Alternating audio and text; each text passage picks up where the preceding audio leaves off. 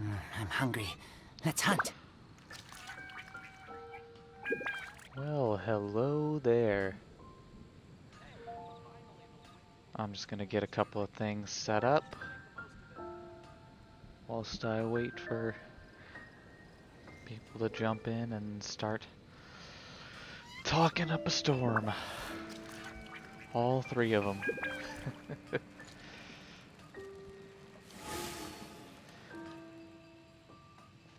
If you may notice, the layout's a little bit different this time. What I've been doing is trying to figure out a little bit of how to optimize my I'm hungry. settings here Let's so it's hunt. not lagging on my end and or yours. Hello there. Hey, you guys are already in here earlier than normal. Welcome, welcome. Welcome to the Windblume Festival. I'm just gonna wait around just a couple of minutes more, make sure everything's set up right. Check on. Ooh, stream's actually looking pretty good today. I fixed a couple of things with my graphics settings that might make for a better, more lagless stream. Ooh, that was weird. That didn't come across on there. Okay. Today's recommendation is the steak. Yeah, the lyre, I haven't actually used it yet aside from using it in the minigame, but the lyre does seem like a lot of fun. So yeah, I'll jump into the meat of the stream here pretty quickly because I don't intend to ramble on too much this time around. Basically what I'm going to be doing is going through each of the mini games in the festival and doing a bit of a review or a tips and tricks sort of thing for them. Not that I'm necessarily proficient with any of them, but you know, I figured out a few things from playing through a couple of them, so if anybody's having trouble going through all of the different stages of them, or if you need any questions answered, I can certainly help out with that, I'm sure. And to start off, I'll just go through the three main events here. The Bullseye Balloons, Floral Freefall, and Ballads of Breeze. And we'll just see what I can say about each one. And I'll kind of give you my impression on each one as well. Because there's enough to say about it. But yeah, well, I'll talk about each one individually. They have their pros and cons, if I were to summarize. And then after that, there is also something that I haven't done fully yet, which is this over here, the Peculiar Wonderland. I think I've only done like the first part of it, and apparently there's a lot more to it. Geovishaps? Oh, great. Okay, I'm not gonna like that. Anyway, let's jump right into it with... Oh, nope, not there. That's not what I want. I want this to tell me where to go. So let's start out with the Tower Waltz. Can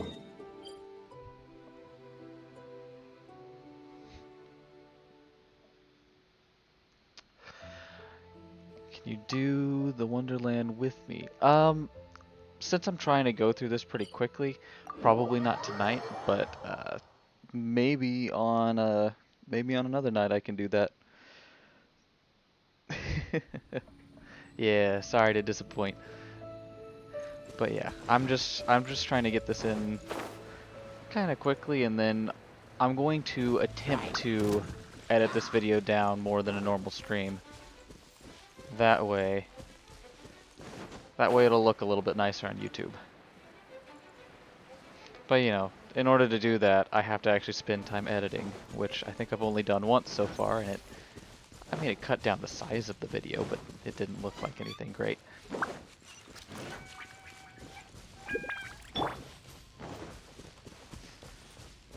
Okay. I don't think I need to clear this out, I just need to start this up.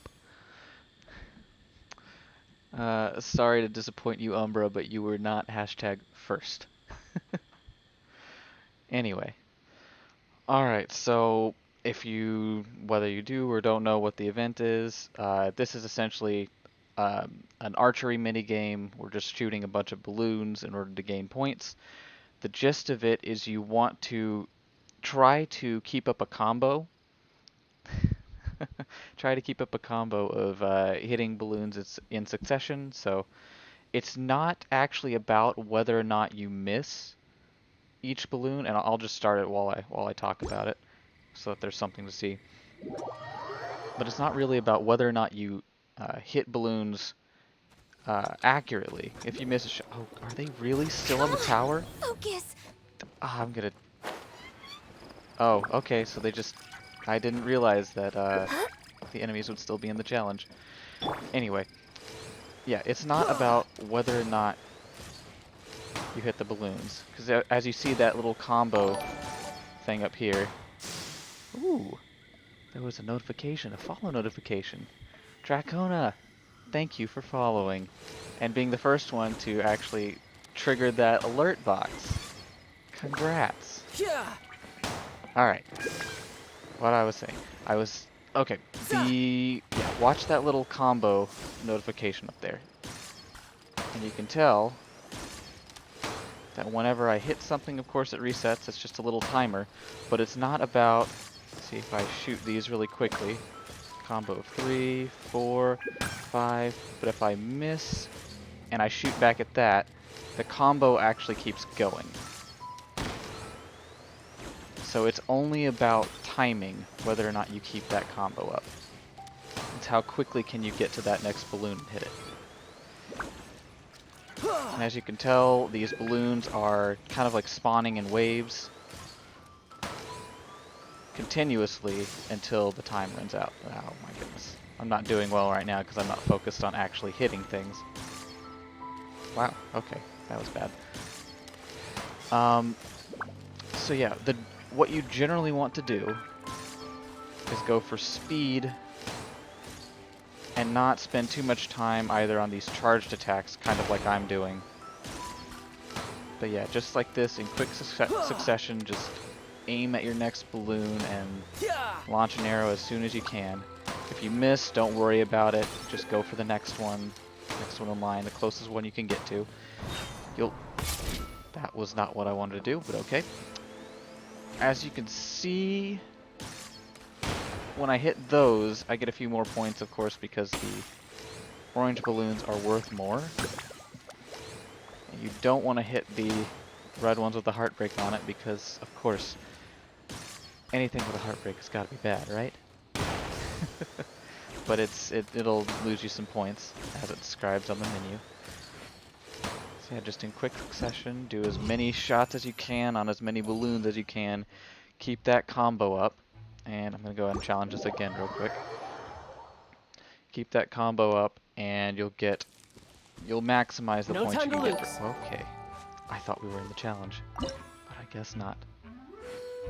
Hey, Hot Potatoes, thank you for following. I haven't actually seen that that GIF play out on the screen before. You guys are my first followers that have been around when the actual notification has been available. So thank you. But yeah, so let me just, I guess, show by example rather than just by talking. Keep the combo up as much as you can. And these balloons that I think were worth 20 points per pop at the start are now worth 30. And these that are normally worth 100 are worth 150, so you get a little 1.5 times bonus.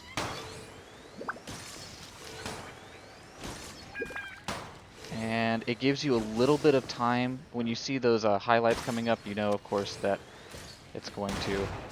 Whoa, don't want to hit that. It's going to take this section of balloons away. Ah, okay, I'm not fast enough. And it's going to spawn another one in different places. It doesn't always take all of the balloons away at the same time that are visible. So you'll see, you might see in this one, but you'll definitely see in later sections that some of these balloons will stick around while other ones go away. See, those are highlighted, and that one wasn't. Oh, nope, it was, never mind. We'll see that later on. So you have a little bit of time when the little highlight ring appears around these balloons to actually hit them. It gives it about 2 to 3 seconds. So it's not a lot, but if you're trying to keep a combo up, don't panic when you see that little highlight ring appear around the balloons. You've got time. I had a little bit of time there to hit that last one. If you can. So they put in little things like this where you want to try to time when you hit the... Ooh, goodness. I didn't think I was going to climb up that, but I guess so. They give you a little bit of time. I'm sorry, it's about the timing. That's what I was talking about. With the explosive balloons, the ones that are moving, usually it's about the timing of when you hit them to maximize.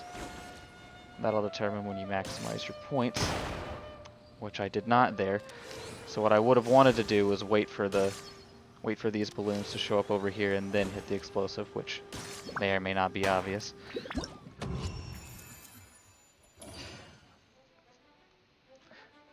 But yeah, as long as you don't panic or have a split mind about what you're doing like I am. If you're not focused on multiple things like I am, it's a little bit easier, but... Okay. That was... Oh, this is not where I want to be. I want to move on to a harder round. Which is not there, it's in here. Here we go. Temple Spiral. So I'll show you a little bit of the progression here in how difficult these can get. The basic structure of this game doesn't really change, unlike the second game that you'll see, which is the Floral Freefall. The balloons are always the same as far as point values and what types of balloons exist. The thing that changes is just the complexity of both the area that you're doing the event in and the patterns of balloons that appear. So as you'll see in this one, we're actually going to be standing in the middle of this section here, firing at balloons all around this area, and the pillars will be sort of like a roadblock to us. Let me get rid of these guys real quick so they don't bother us.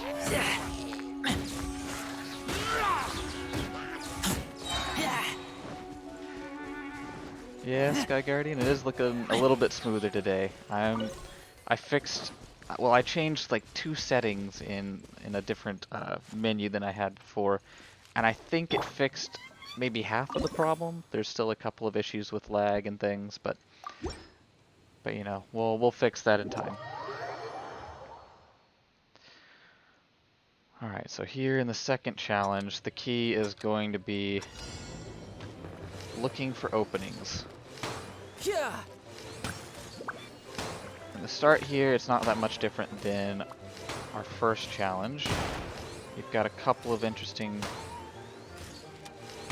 balloons to pick from to hit to keep up the combo, like that explosive that I had back there. I'm just kind of randomly picking things right now because I don't really care about the score. I'm just keeping up the combo until I can find something better to hit, which isn't that. I can still hit this. And then here, oh dear, and that was a bad time. But that was a much better shot. So yeah, the complexity of the actual setup here is all that they changed. Let that disappear. Good. And I'll just hit these for fun.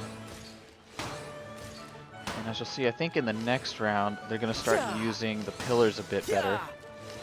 And did I hear that right? Nope, okay, they're moving these guys around. Next set of balloons. Are they not doing it yet? Okay, I guess it's the last round. They'll start having the balloons rotate around these pillars, so you have to deal with timing a little bit more. You have to pay attention to what you're hitting and when you're actually loosing an arrow, because you might hit a balloon that's behind the one you were meaning to hit. So the gist isn't too different on this one, or the strategy isn't too different. Just hit balloons as you can. Okay. Yeah, let me just pay attention here for a second and actually time this. There we go. So yeah, this is what I was waiting for the whole time, that I thought happened a lot more often, but... Okay. So yeah, you just want to watch these balloons as they rotate around different points in the air. Either lead your shots or wait for the balloon to hit the exact right point before you fire. That sort of thing. It's about timing.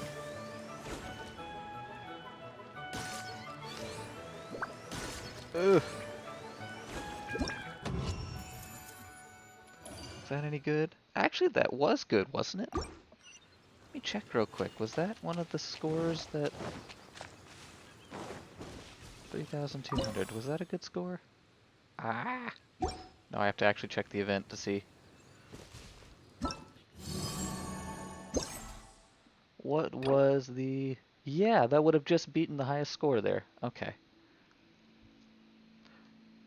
And I guess it was my best score? Interesting. Either way, moving on to the third challenge.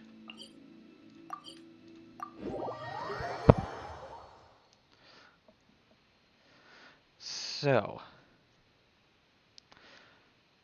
the venue actually does change a lot about what you're going to be doing in these events. So as you saw for the first one, we were on top of a tower, which if you were moving around a bit, it's actually a little bit harder on that first one, simply because there's places to fall down. And as you saw in the middle of the first run I had, I actually did an aerial attack down the ladder.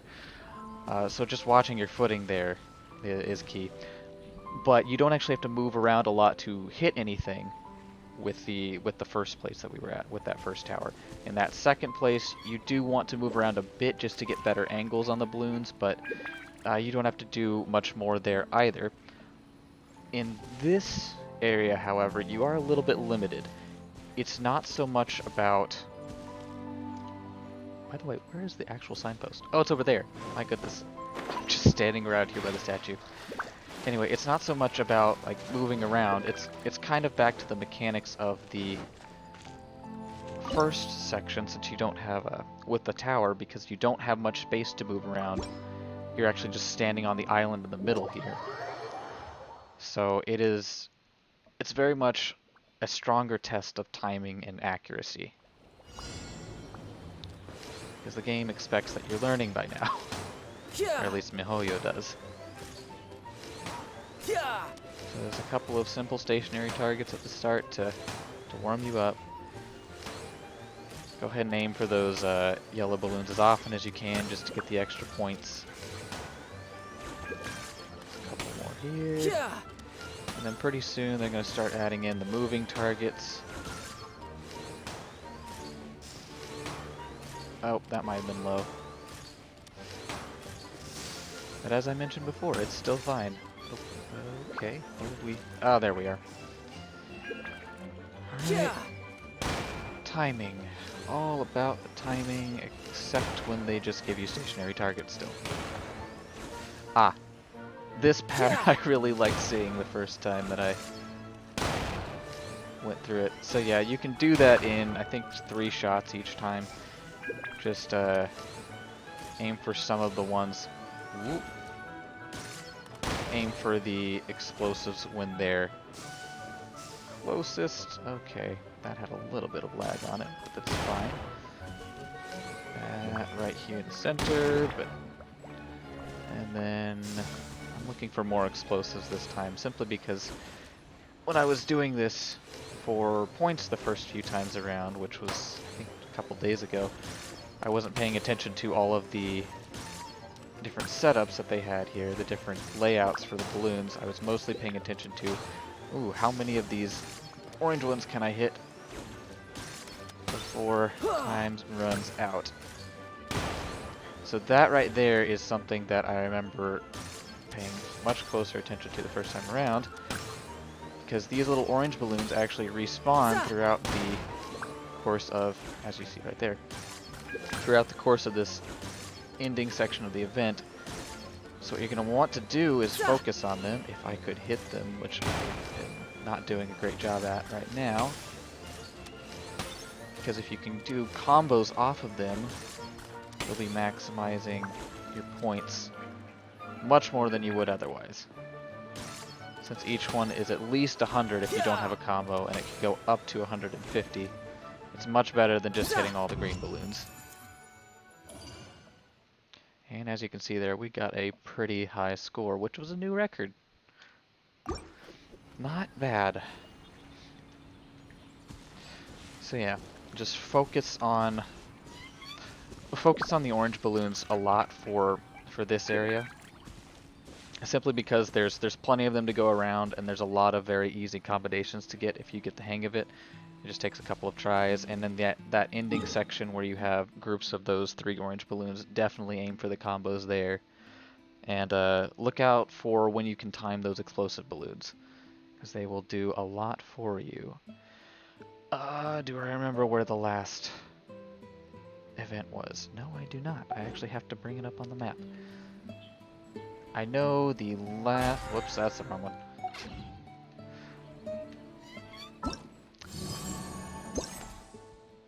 Lost in the Forest. Yes, this is the one. This is actually, I would say, a significantly more challenging setup than the previous areas. Simply because it's very much a scenario where all of the balloons are obscured by a bunch of trees. So you're going to have to do a bit of moving around and actually searching for targets instead of just looking around for them. You're going to have to spend a little bit of time learning where the targets are if you want to get a good score. Or you could just be lucky and incredible, which is not what I am. I don't remember where all of them are, but I do know that it's... You'll see pretty quickly what I mean about this one being a bit more challenging than the others. So there are a couple of balloons that you can see right off the bat, but yeah, right there. You can see some of these are half hidden in the trees, and the green of the trees kind of blends in with them. And then if I move around a little bit here, see, if I was standing back where I started, I wouldn't be able to see balloons like this one. So it is a lot about moving around to see where new targets are, especially if you run out of them around where you are currently standing. Where in the world? Okay. Oh, I'm too late for that one, I think. Yep, just a little bit too late. But as the challenge progresses, you will begin to see a lot more balloons in existence anyway. So it's not the worst thing to miss out on a few extra shots in the beginning. So you'll have so many to choose from later on that it'll make up for the time lost. Plus the score threshold to beat for the hardest challenge on this one is relatively low compared to the other ones, because they expect that this is the most challenging level, and so it's going to take some time to figure it out and get a good score on it.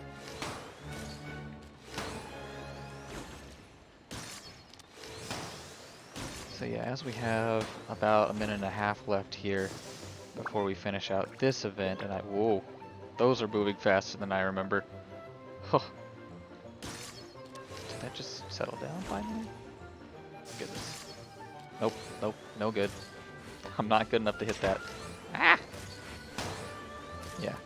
As we're winding down this event, and I'll get ready to move on to the next one, just a few sort of overall thoughts I had about this event while doing it the other day was that, one, it's a very fun event. It could have been expanded upon a lot more, and I'm sure it would be a lot more fun in co-op, but you know, I'll save that for another day to actually test that out. But it's still very doable as just a solo player. Because that's one thing that I noticed in some previous events where if you were doing co-op mode, you actually had a lot better chance of getting a good score or even just having fun in the event. In this event, you don't exactly have to have that to enjoy yourself or to get a good score. Because as you can see, it's not super hard to actually maximize your score on these, just as soon as you know what you're doing and what the level's like.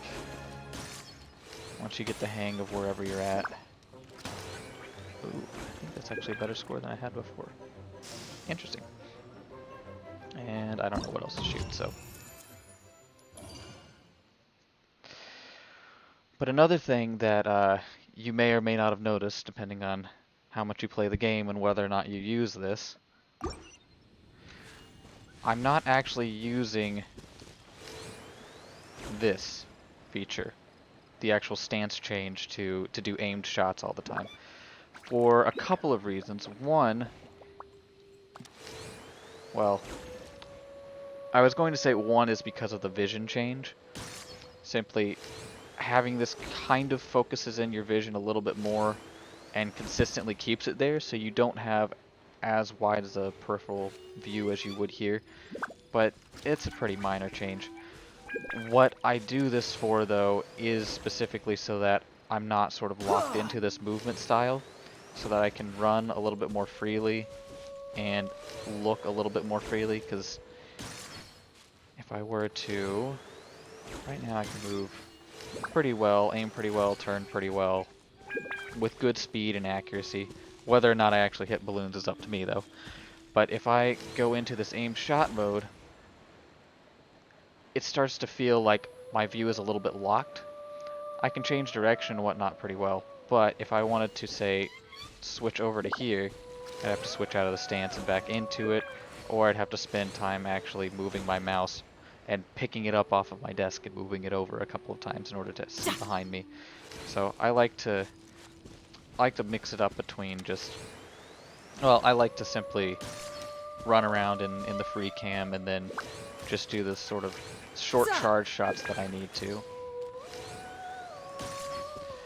And yeah, that just keeps me on my toes and keeps me able to focus on a bunch of different things at once. All the things in my peripheral vision. So yeah, all in all, not a half bad event. I like it enough. I do wish there were more versions of it.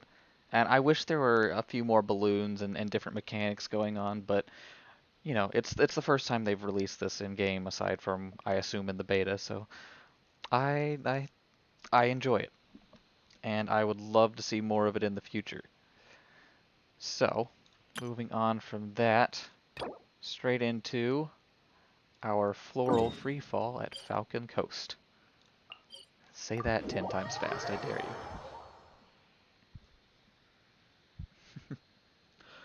I haven't been looking at the chat as much recently, but thanks Hijinks for the luck. Oop, my other monitor just kind of died. Let me get that back up real quick. Alright, good to go. Where were we headed? I already lost track of the place. Oh, there it is. Okay. So, this is a gliding event. It's mechanically not hard. It's pretty straightforward. The only issue is whether or not you're actually good at gliding in general, or whether or not you can get the hang of gliding mechanics. And that's a whole different set of things to unpack. Gliding isn't necessarily terrible in this game, but it's, as many people have noted, it's not fast, like Venti so nonchalantly states in one of his idols. It's not as fast as you'd think, and the turning is... The ability to turn while gliding is an acquired skill, and it's not a consistent one either.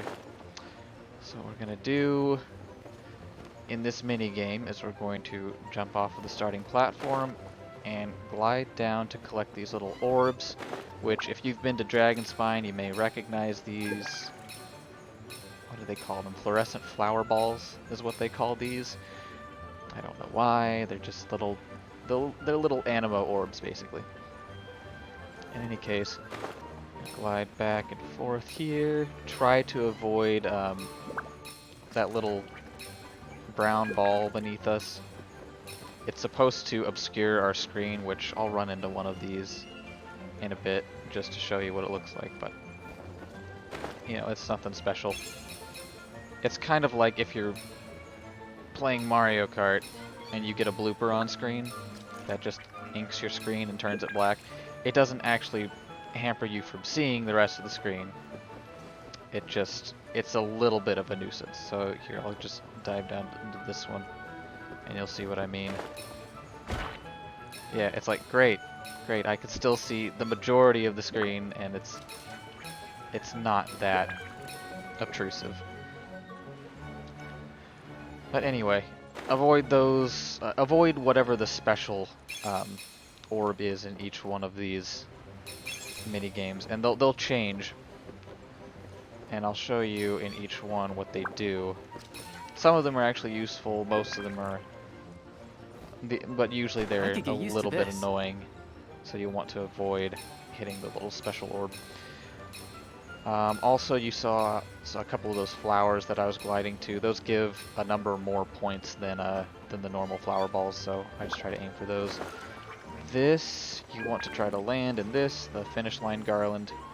It'll stop at random points, which makes it a little bit easier to drop into, but basically you just want to glide along whatever path it's going along, and then try to drop straight into it whenever you get the chance. You do still take fall damage, but it really doesn't matter because the minigame ends before it makes a difference. Okay, so that was the first one. Ooh, I need crabs. Let's go to... I keep activating the map instead of looking at what I need to, which is the event, which shows me where I need to go, which is to Windrise. Okay, right over here. So yeah, basic idea for all of these floral freefall challenges is try to find as many consecutive lines of those animo orbs to fly through as possible, and do whatever you can to avoid things like this little boom balloon. This is a nuisance more than it is something to utilize. So I'll show you what that actually does once we get into it. 2, 1. Oh, and if you want to, before you start, take a quick look around for one of. Try to go for the highest animo orbs that you can, just so you can get the most out of your time spent in the air, and that you have a little bit more time to look down below you and try to find the next line of animo orbs. At least that's what I do.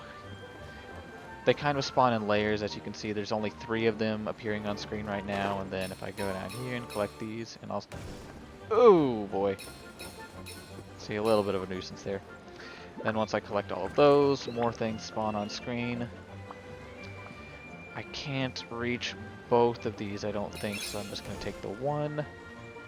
And as you can see, what it does when I collect those flowers, if you didn't notice last time, is that it also spawns more of these orbs right next to where the flower is in some fashion. And then it gives you just enough time to figure out where you want to go next. So you can fly all the way across the general area if you want to. Spinning a little circle here, and oh, gliding mechanics. There we go. Oh, that's awful. Alright, what we want to do is probably drop into this flower. This will spawn something, but I'm going to... Well, okay, I'll go through that. I was going to ignore it and go for the other flower, which I probably should have done that instead. Because I would say that getting 2 flowers is worth more than getting a flower plus the line of animo orbs that spawn because of it. That's not what I wanted to have happen, but okay.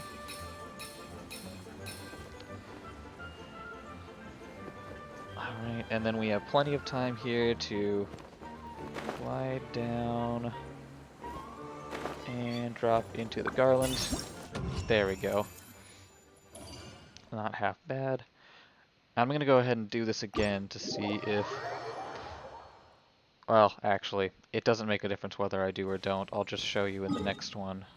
Or rather, I'll pay attention in the next one to something that I wanted to check, which was the actual point values for the flower versus the animo orbs.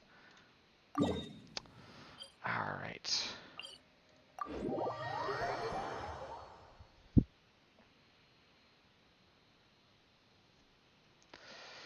Because I wanted to check, since I could tell, I was watching near the end there, I hadn't actually been paying attention to the point values before, but I saw, I think it was 35 points per animo orb that you pick up, and it's probably 100 and something for each of the other ones, each of the flowers. Oh, whoops, I dropped a little bit too soon. Okay, and our nuisance for this one is that this really is a nuisance in some scenarios. Creates a downward air current when hit. So this is going to lower your altitude very quickly if you hit one. I think there are a couple of places where it expects you to use that strategically, but you really just want to avoid those as much as possible. They're not fun, and they will reduce your time that you could spend aloft. I'm just going to curve around a little bit here so I have a little bit better maneuverability, which is something that I'll touch on momentarily, why I do that little arc at the beginning to sort of line myself up. But, okay. This is actually a good one to explain a couple of mechanics that I had to deal with going through this process. Avoid, avoid, avoid. Oh yeah, if the tip of your glider touches this, it launches you downwards, just so you know. So it's definitely a do not touch unless you're prepared for it. Here we go. That also creates a downward current, so yeah, I don't like the fact that they do that, but that's what the game is, I guess. I'm gonna fly over this and try to avoid touching that. I'm not going to avoid that one because I am too large. This is going to shoot me downward again, but okay. So it's 200 points for that. Oof, okay. That wasn't what I wanted to do there. What I should have done was try to avoid the draft. Oh, I didn't even notice these. Oh goodness. And I failed that either way. We'll get over here. I'm going to go through this a couple of times and explain just a few different mechanics that are going on here that I noticed I didn't mention before. And there we go. Almost missed that one. It was just about to move. We're going to go back to the top. I'm going to challenge this one more time. Okay. So this first thing that I did at the very beginning, where I jumped sort of out and went around in sort of a semicircle to get in line with the animo orbs. I do that for a very specific reason, because when you're gliding and you try to go, let's see if I just drop down into this, if I try to go sideways, it curves along a certain path. If I try to go backwards, it curves along an even stranger path. So going backwards at all while gliding is something you want to avoid at all costs. And the easiest way to maneuver is to simply be headed straight forward and then make minor adjustments to the left and right when you need to turn, and then go straight forward again. It gets you the most distance, it gets you the most maneuverability. Okay, this is where we want to... Oh, it's over this way. I didn't notice. And I failed it again. Okay, the other thing I wanted to note in this section is... What did I want to note? I just lost my train of thought. Oh, yes, okay. So I'm actually picking and choosing which sections of these animo orbs I'm going for based on one criteria, which is how many of the orbs are in a line. So as you can see over here, Actually, I can make both of these, I think. Maybe.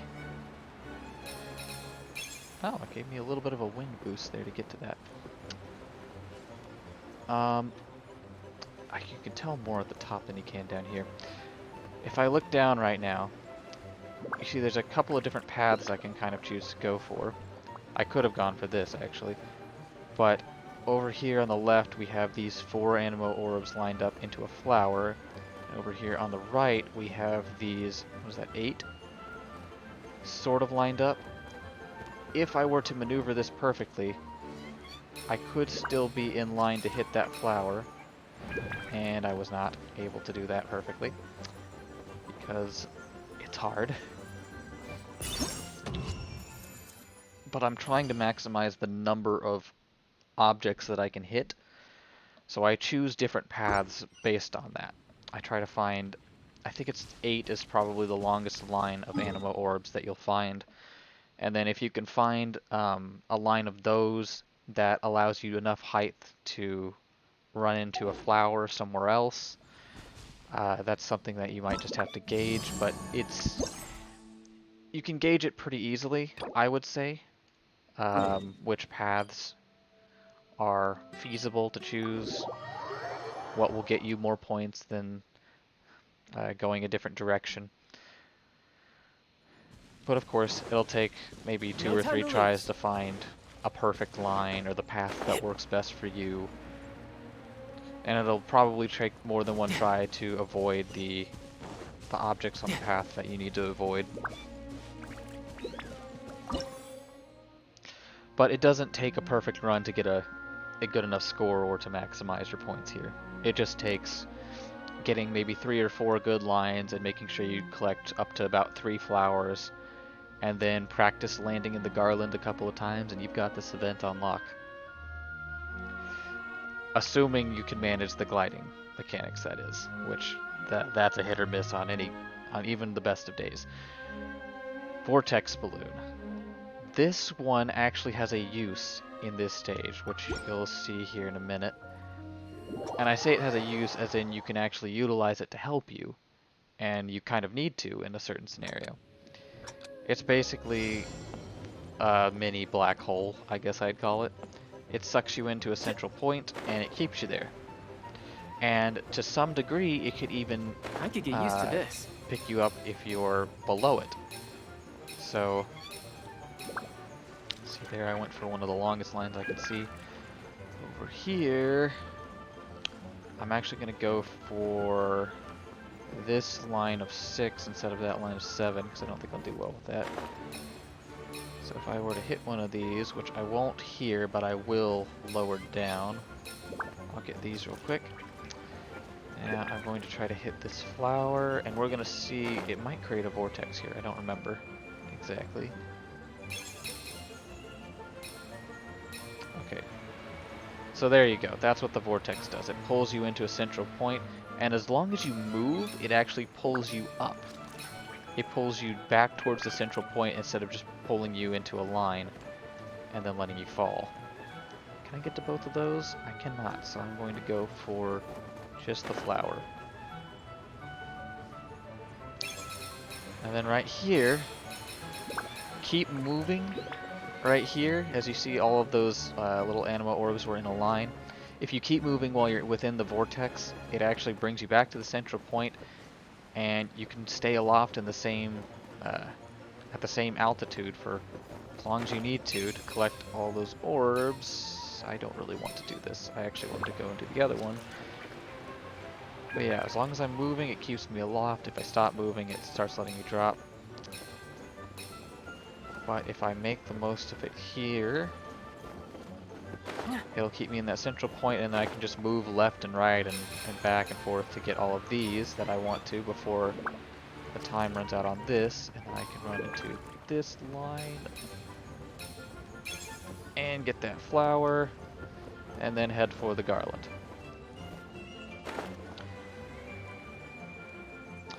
Now I am quickly running out of time, but luckily the garland actually stayed in the same place for a while there. Which, I'll do this again just to show real quick some of those things. I haven't really been talking much about the time limit because it doesn't seem to be too much of a factor. But in this level specifically, when you are getting stuck at the same altitude and just moving left and right, it does take some time away from your free fall, so you will have to manage that a little bit.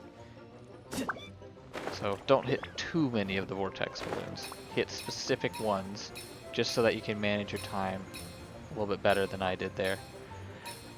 So right here, I want those. I'll go ahead and go after the 7 down here, which might actually be easier now that I think about it, because all you have to do is line up for it and run in a circle. Except for the part where my wing tips are hitboxes. Okay. That's a very odd maneuver to do. I do not recommend that. That was sheer luck that it worked. Oh, and this is what I mean about the gliding mechanics being weird. Can I drop out of this? I can drop out of it, except it brings me right back up. Hadn't tried that one before, but there you go. So those vortexes are quite powerful. They are both useful and annoying. There we go. Drop into this flower and try to drop into that flower. So move directly on from this over to here and hit this one. I don't think that spawned anything new, so I'm just going to drop right down into this vortex. And get these. And then I'll be prepared to go off this way. Get as many of these as I can. Hit that other flower. And head for the garland. Oh, there it is. I could get used to With this. 40 something seconds left. It's actually moving a lot slower in this level too, which is nice. So it gives you a bit more time to aim your descent. Ooh, and we got a new record. Because I chose a little bit better path that round and got a couple more flowers, I think. Yeah, the honey petal crowns. Okay. So yeah, with that in the bag, I'll move on to the third major event, which I'll just do one string of these because each one of these challenges actually has a normal, hard, and pro version, all of which you have to do. But so this is one of those rhythm games, essentially, Ballads of the Breeze. It's not bad. It's got a few timing issues, probably some coding issues whenever they made it, but it's a nice little event. I'll go ahead and and you can do this anywhere. So this is one thing that I'll mention before I even try it. Whenever you do I wonder the what the Ballads rest of the of the Breeze event, Harbingers you're are up going to to. want to Plotting and scheming. pick a background that's not annoying, which I mistakenly did while I was trying to do it the first time. I chose the Anima Archon statue over here, which was not the best because it has a lot of scenery that the camera likes to switch to. What I'm going to do... what is a good background? That's got probably a palette that I wouldn't want. Somewhere in here might be good. We'll try inside one of the rooms in here. It might be a little bit better to be in an enclosed space without a lot of different colors around and a lot of different objects. Woo! Okay. Let's get inside. Let's get inside this room. No time to lose. We can just kind of chill. Well, not chill. We want to be warm. There we go. Alright, so yeah, you want to get in sort of a place like this where the color palette around you is kind of the same, because when we start this up, the camera's going to be switching and moving around in the background as... That's the wrong thing. Going to be moving around and doing different angles and showing different shots, and it's going to... It might mess with your vision a bit. We're going to do the first one. Instead of doing normal, I'm just going to start it out on the hard version, simply so that you get a little bit more of the feel of what it's like. Because I'm gonna do each song once.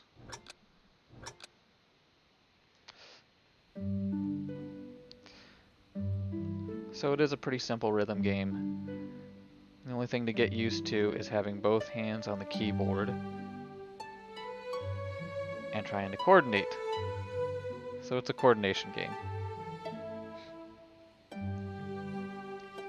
Normal and hard aren't too bad. You just have to watch out for times when it forces you to use both hands at the same time. And watch where the melody is moving. I'd say I did that way too early, and that one.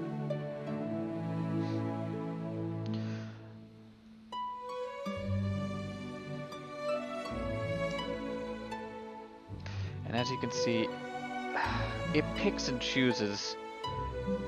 The notes are always the same each time you do the song, but whoever chose which notes they wanted to actually go with in each song, I question their judgment a little bit.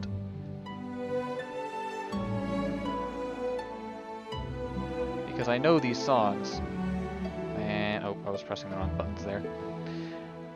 And there were many better notes to choose from than some of the ones that they chose. Okay, let's go ahead and do early dawn.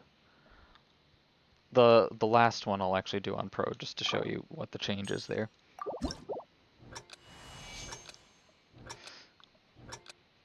There's your best bet for this is to try to time the notes a bit early,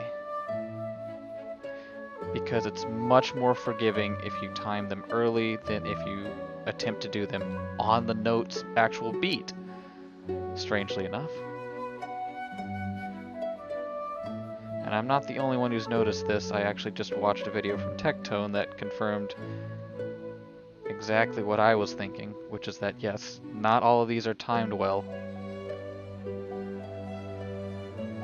So just be a little bit preemptive in your presses. And it's actually a good thing that you press them a little bit early, because it'll give you a bit more time to look ahead, even if you do mess something up, and then you might have a chance to fix an error that you would have otherwise made. Oh, whoops, there's another one. I took my hands off the keyboard for a second.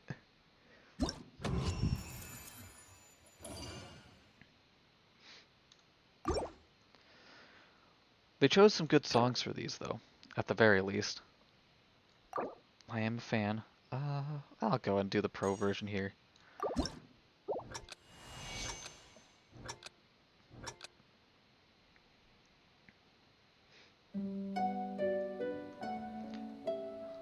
Probably should focus on this more than talk through it, because it is a song that requires attention to rhythm.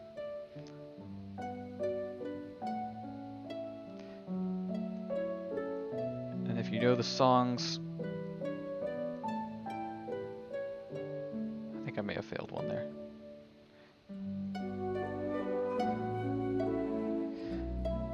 Knowing the songs will definitely help you hear in a pretty straightforward manner. So that you'll know kind of what types of beats will come next.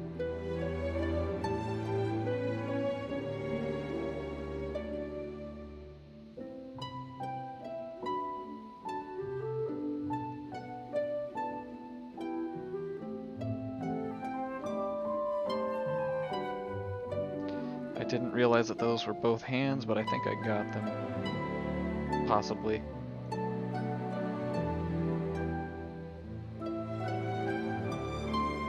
I don't know what happened there. Oh, I lost track of it at the end. Oh, but I managed it. Nice. So yeah, definitely don't have to be perfect here. Just so you know, that was... yeah, that was way more than the point score that I needed. Oh, and there's another thing. Even if you're just doing, like... I think if you can do the hard mode on any of these efficiently or well, you'll have enough points to pass the entire thing. You only need to hit... wait, never mind. My bad. That is actually pro mode. This isn't hard to get on pro mode, as you can see. I've dearly doubled it. And yeah, the minimum point scores for each of these are not hard to get. You can fail about half the song and still get those point values.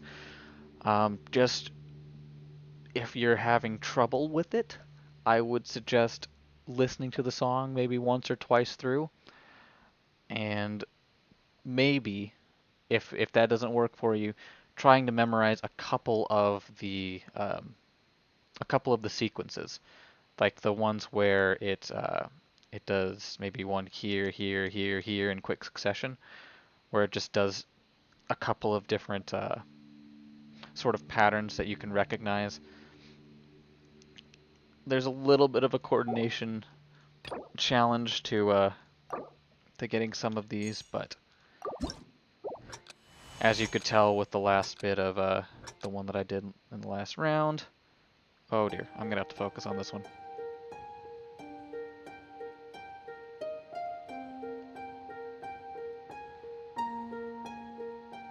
See, these aren't actually very well timed to the music, which I don't know if that comes across on stream, but oh goodness. I wasn't paying attention to what was happening there. Oh goodness. Come on.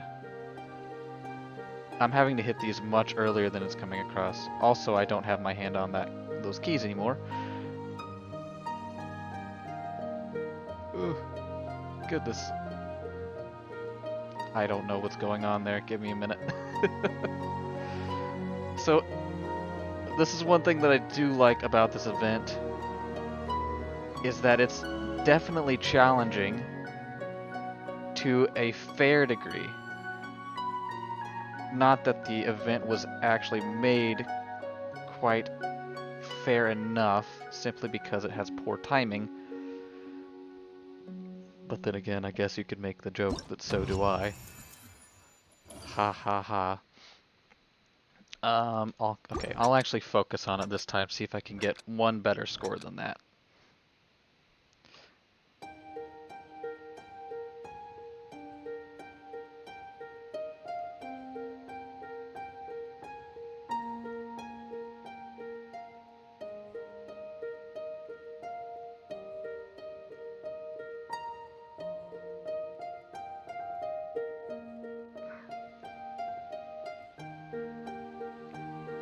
I was a little bit jumpy on that one.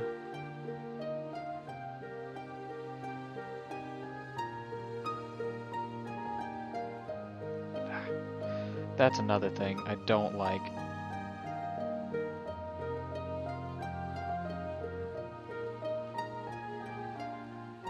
If you fail one of these rings and there's another one on its way, it just cancels out the next ring too. I wasn't paying attention very well there. I think I was very late on those. Oh, those were supposed to be done together. Never mind. Still wasn't paying attention very well. Well, I'll fix that later if I want to. So yeah, not a half bad event. Quite challenging to an accurate degree, but it wasn't made well enough for it to be particularly fair. There's a couple, especially in that last song that I was doing, some of those little flowing sections where it goes all the way around the circle or across to the other one, and had double ups across two different across like the J and I buttons. They're mistimed slightly and not in my favor because the actual note comes after when you would want to press the beat. So it could use some work for sure. This is definitely an event that it's worthwhile, and it's one that I want MiHoYo to bring back in future content. But you know, as it stands, could be improved a bit, but quite a nice one. And at the very least, like the point thresholds, as you saw, I was maybe 2400. Was that the right one? Did I click on the wrong one? No, that was the right one. 2400 points. So It takes a bit of coordination to get this one maybe. The pro mode on the fourth one. So the hardest version of the songs that they have available. That's fair. That's a fair point value. A little bit tough to get it if you but you just have to practice a few times, I would say. Practice a couple of the flowing sections, get a couple of them down, and you should be good. But it's not the worst. Not the worst at all. And I think the rewards for these were pretty nice too. Which is something I didn't mention, is that the reward tiers aren't half bad. And you get these for each one, so a couple of summons overall. Nothing to write home about, but you know, it's what it is. Okay, with that done, we'll get into the other half of the event's mini games. So the back end of what the stream is about. Oh, and we're exactly 1 hour in. It's almost like it was planned. All right, let me jump right over here to this thing, which I could get I've used to been this. into this peculiar wonderland once before. And it was, I guess I did No like time the to easiest lose. versions of whatever was out. I don't think I've done all of the mini games. I think there was one or two that were still locked at the time. These guys real quick. You can do it, Hijinks. I believe in you. You just have to bash your head into the wall a few times, and eventually you'll get there. But yeah, so this thing. I know a bunch of people have compared this to Fall Guys, which, let's be honest, it kind of is a little bit of a ripoff of Fall Guys in the format, but I should look at the peculiar challenge. I should check that out first, because I don't know what it is. Oh, this is just what... Okay, so these two I haven't done. What we've got here, so these are the different minigames. Stepping Stone Antics. This is a very Fall Guys-esque challenge. You have to avoid the platforms that are shaking before they fall. Try to collect the flowers as they appear. It'll get you more points. It's this I find actually harder than it needs to be, simply because the timing I think for the falling platforms is short compared to the time it takes to recognize which platforms are shaking versus which ones are solid, but you'll see that in a minute when we get into it. Windblume Blessing, I hate this. This is very boring and quite annoying. Essentially what you do is you just run around collecting these flowers as they fall to the ground. If they turn red, which sometimes they do right above your head before touching you, they actually cause an explosion, and I think they subtract your points, or they're just detrimental all around. Not fun. Barrage Minute, or is that Minuet? That's Minuet, which is how I normally misspell minute, as Minuet. Barrage Minuet. And technically it's also minute because it's they give you a minute to do this challenge, so weird double meaning there, or double usage. Yeah, so essentially this little totem in the middle will spit out all of these electro and pyro and cryo particles and waves and different things. It's essentially just don't touch the foreign object. Don't touch the waves. It's not the hardest thing to do. I did fail it a few times, especially trying to do the challenge where you want to avoid these things for the entire minute. But essentially all you want to do is pay attention to avoiding this more than collecting the flowers that appear here. Because getting hit by this really does suck, and it throws you off your rhythm. But I'll show you kind of my way of getting around it, which is essentially run in a circle and dash when appropriate. And then at the end, focus on jumping, maybe do a little dash jump, but you'll see what that's all about. Great Bubble Crash, kind of boring, but at least it takes a little bit of skill to do. Essentially to maximize your score, it takes a little bit of a skill to do, as far as like timing when you actually go for these flowers, and recognizing when you're at the top when you need to wait a second for the next row of bubbles to shoot out before going up there and actually going to the finish. We'll see that in a second. One-way traffic. I do... So for this, it's a memory game for sure. Not hard, at least yet, that I've seen. But it's a hit or miss for me. I basically have to remember... How I do it is I remember the number of blocks that show up in the path in any given direction, and then I subconsciously try to remember what direction to go in next, and just remember the number of blocks. So I remember a string of numbers, and then I try to subconsciously remember the direction, which doesn't always work. But this is a very Fall Guys game in which the path shows itself, and then you have to try to retrace your steps along the path. I don't know how to collect the flowers in this, or at least I haven't tried, and I don't really care to. I'd rather just figure out the path itself. We'll see that in a second, most likely. I have not done this, I don't think. Is this just a larger version of the other one? This looks like just a larger version of this. If you're hit by it, you'll be restrained for a minute. Yeah, it looks like just a larger version of that. So we'll figure out what that's all about soon. Shimmering path. Platforms that lead to your destination will be marked out during the preparation phase. Oh, so it seems like this again, but slightly different. Because the path will be something you need to memorize, and then it'll reappear from time to time. Become visible once again from time to time. Interesting. I'll see how that goes. No landing. Ascend using randomly generating wind currents while collecting as many crowns. Okay, well, we'll see how that works out as well. It's another sort of gliding thing, so that could be good or bad. I don't know. I'll just use these guys, my main team. It's probably a good idea to plan out your team ahead of time based on whatever the boss is at the end of the stage, but we're just jumping into it. Okay, so this is a goal that you're aiming for throughout the multiple challenges that you'll do in a row, which is that you want to reach certain point values. Ooh, we get to try a new one right off the bat.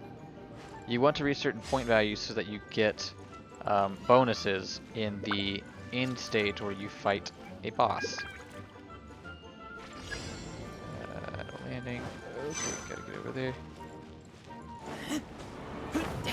Okay, and now we need to do... Alright, so they have a little path laid out for us of these to find. Float up here, get these guys. I don't know if I was supposed to get that or not, but we'll find out. Maybe they're just free floaters. Actually, this seems like it had a larger point value than the other ones. Get that one, low one. Go up, we'll do a couple of high ones, hit a low one, miss that one. Oh, I only need one more, that's great. There we go. So I was trying to hit a certain point value, lost from falling to the ground. I don't think I actually did that. I think that was just that I was slow to start, which is why I got a couple of points off. So that'll be kind of like the other gliding challenge where you have to figure out the paths you want to take, depending on what the flowers are, which ones spawn. If I saw this right, this is that Fall Guys thing. So you'll see what I mean about trying to figure out which ones shake and which ones don't, and when to go for it. Okay, so these are solid. Timing's alright for right now. This is solid. So you get about like 2 or 3 seconds there to decide. Yep. And you have to decide whether or not you want to go for the flowers out on the side as well. See, these are on solid ground, so I went for them. And the platforms start to fall faster. Oh, goodness. And, of course, when I was trying to turn, I walked a bit forwards and fell off the edge. It's because turning is not instant. Okay. Okay, Bubble Speedster. So this is another one of the new ones. Looking at it from a different angle. Yep, this is just a bit wider than the last one. It lets you... You've only got a minute to do this, actually, which is interesting. Okay. Immediately you want to be running out of here. Avoiding these, dodge a couple times. I want to dodge this way first because those bubbles are coming over the... And then I'll dodge a little bit down to get out of the way of those. Go back up. Dodge all the way across. Yeah, use your dodges to extend out your movements. I'm not going to get that in time. Do it here. Right. Watch these bubbles as they spawn. Go back. Okay. Watch for another row. Yeah, use your dashes to get through that for sure. Time them well, aim yourself well, all of that. It'll take a bit of practice to get around the bubbles because they actually have a larger hitbox than you'd think, which is why I was doing so much to try to avoid them. Okay, so 3 challenges and then this is the boss, or is this... Okay, this is the boss. Geovishaps. Counter with shields, okay. Great. Oh, 2 of them. My favorite. For Rex Lapis, I really don't like these things at Born all. of Ice and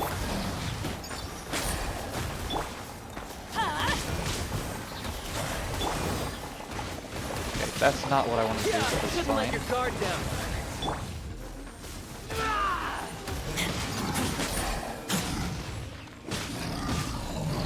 This actually has hit on the start of another series that of things I want to do in Genshin. If I can, I'll just mention that real quick. One of the things that I plan on doing is a guide to how to fight pretty much every creature in Genshin. Simply because I think it's something that could be useful for people that don't quite know how to fight certain things. This guy is one that I still have to learn how to fight efficiently. The Geovishap, but oh, I still have... Okay, so I have plenty of this to do. But yeah, fighting those Geovishaps is quite a challenge simply for the sake of you really have to hit hard on the elemental front instead of the physical front. So your normal attacks, if they're not if you're not a catalyst user, or if you're using Tartaglia with his water blades out and doing elemental damage, if you're doing physical damage, just the basic attack, without that elemental bonus, it's going to be a lot harder to get strong hits on those Geovishaps simply because they have so much natural armor.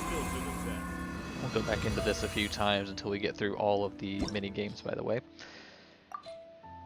But yeah, so I have decided that I think eventually I'll go through each of the enemies in Genshin that are worthwhile and kind of discuss how they work, mechanics on beating them, or things to do against them. Which I think it'll be fun for me just because I like figuring out ways to beat certain enemies and how to deal with them given whatever I have. So I think it might be useful for some people, or it could just be interesting to watch. Who knows? Okay, let me start in the center this time. And let me use Ganyu. Okay. we're waiting. Do these quickly so that I don't start losing. Okay. Okay, so there's actually a good use for dropping out of the air there. I don't know if they actually changed the layout of the flowers this time, or I just noticed that there's... Oh yeah, there is better pathing. Okay. Get this guy. Get back up into here. Oh, I'm trying to go backwards and it's not working very well. That one. Alright. Okay. Let's follow this path. I think this is actually going to time out before I get all the way through it. Yep. There we go. converting crowns. Okay, so those things they call crowns. The ones that look like frozen flowers they call crowns in that stage apparently. I think. Barrage minute. Or minuet. Alright. Time to dodge.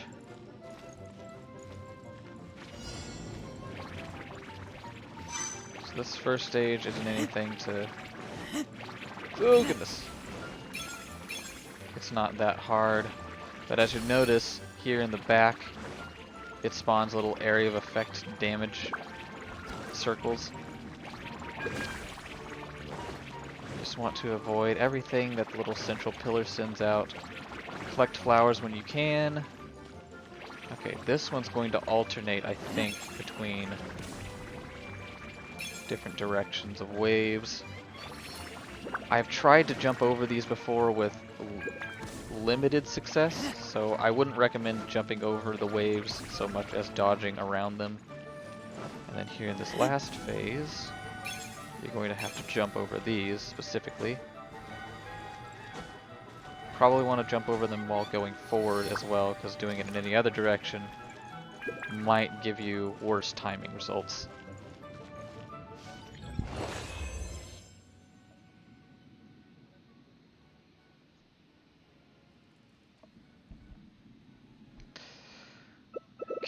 Okay, challenge number 3 is the easier version of this,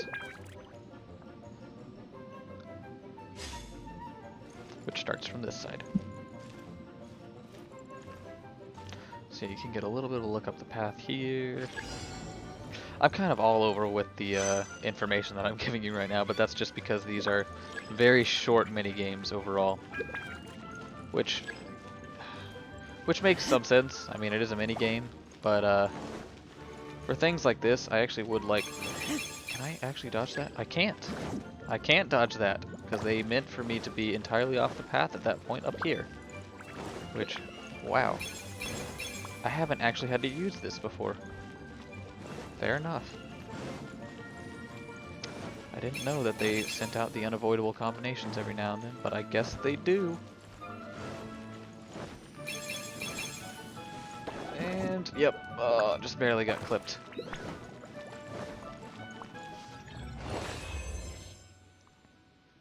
Got it. Not bad. Whew. We haven't seen the one that I hate the most yet, which is nice. I'm sure we'll see that on the next run, though. Can't avoid it forever.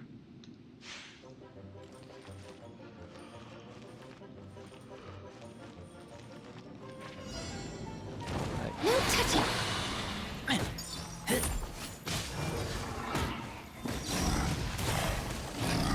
Again. Everybody stand back. Actually, We're way behind schedule.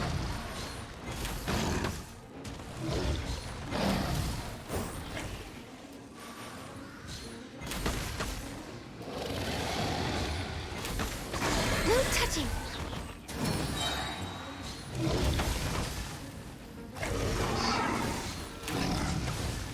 these guys have a lot of area of effect abilities, which I don't appreciate because I don't know how to avoid them.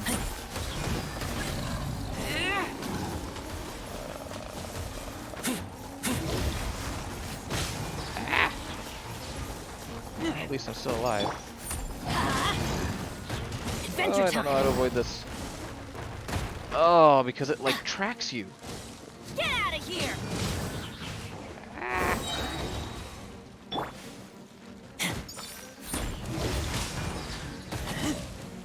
Born of ice and frost. Okay. Thankfully, I do have Ganyu to distract him with the flower that she...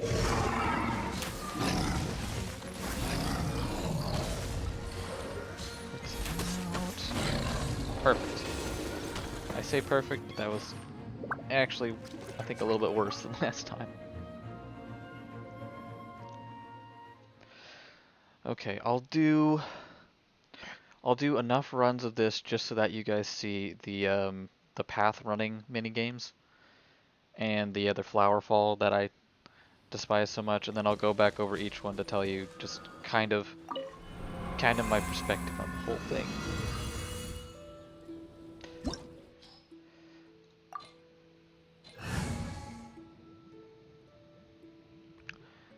Alright, still good with these guys.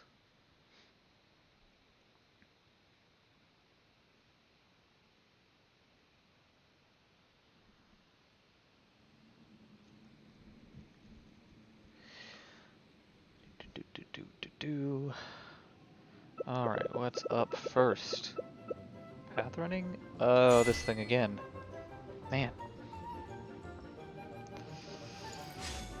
Well, eventually we'll get around to things we haven't done. So it looks like the go-to option here is get in the air as quickly as possible and look for a path of flowers to follow.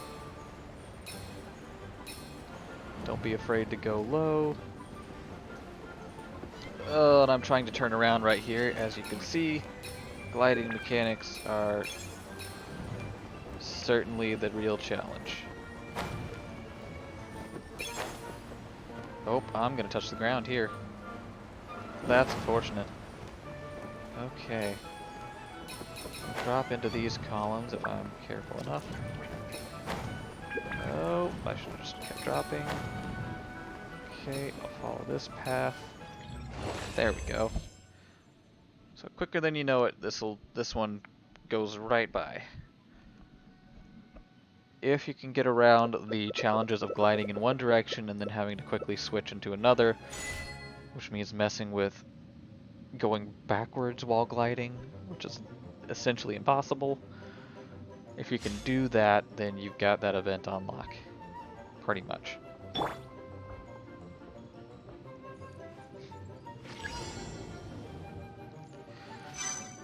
Okay.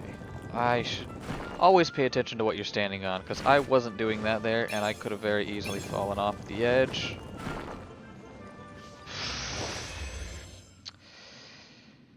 Like that. That's one of the... Oh, yeah, I dislike that event. There is no forgiveness on it. And the characters are already a bit floaty as far as their movements go.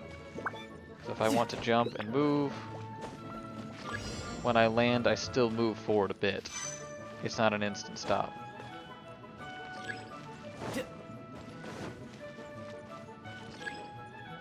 Especially if I'm moving quickly, there's really no way to just catch myself No time to on the lose. edge if I'm... Is there a place to stand back here? There's not. Okay, I guess I dodged through that somehow. Can I get to another... Oh hey, there's an alcove. Perfect. And I don't care, just get out of the way. And there's 3 bubbles here, which is fine. I don't know how I dodged through that, but that's good enough for me. Unfortunate about that last crit rate buff, but it is what it is.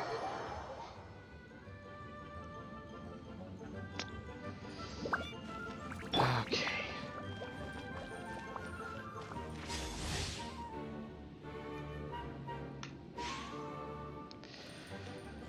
It just gives me a couple of different events. Access denied. I'm going in.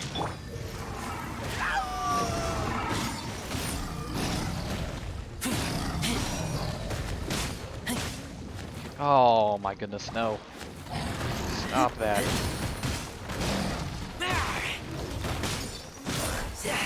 I'm just trying to tank the damage and ignore most of it for now. Because it's absolutely Access awful. denied. Adventure time. Get out of here.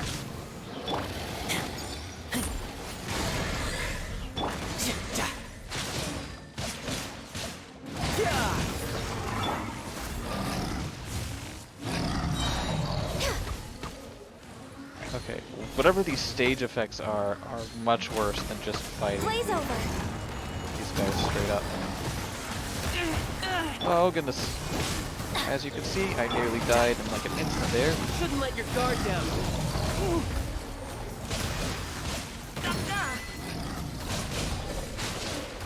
Don't know what that is. Oh goodness. Off we go. Some things here are killing me quickly. And he's dead. And you're not alive. Taunt.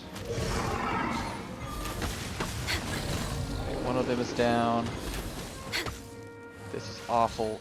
Oh goodness, the stage effects are destroying me.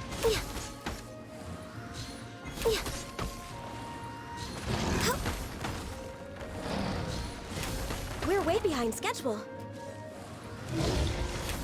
Not fast enough for my arrow. There we go.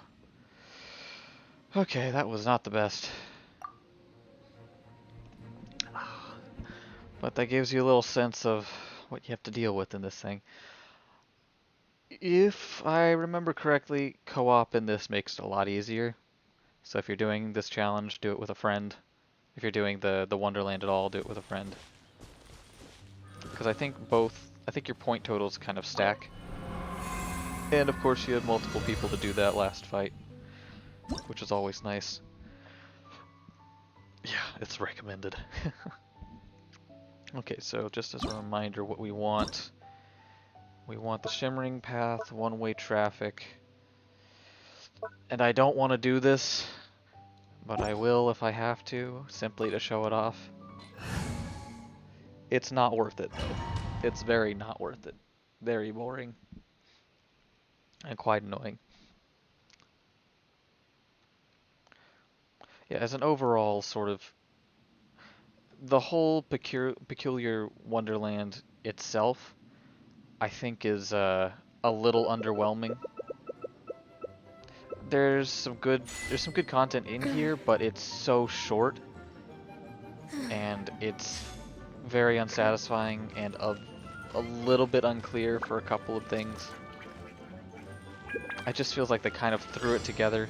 They just threw the ideas into practice and didn't recognize how well they'd actually play, and that's instant loss of a few points, which I don't like. Come on, get these. Okay, let me float down here. There should be some bonus flowers to get on this run. There we go.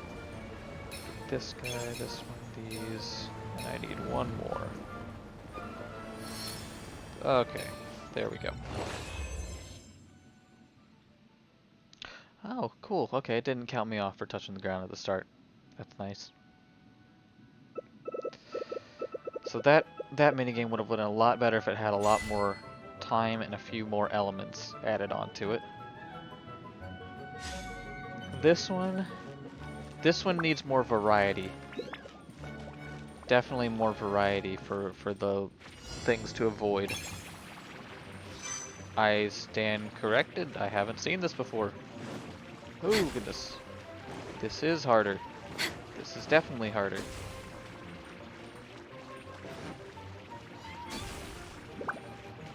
But if it just keeps doing the same thing for an extended period of time, it's no different. It's just... Okay, and now it's doing this. It's still not hard to dodge, though. It's only hard when added on top of that. It's if you're going for the flowers in this, that's when this gets a little more challenging.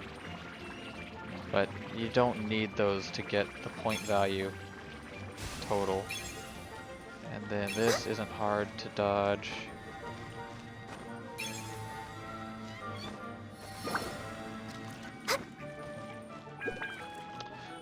Challenge in this might derive from the actual achievement sort of challenges outside of this.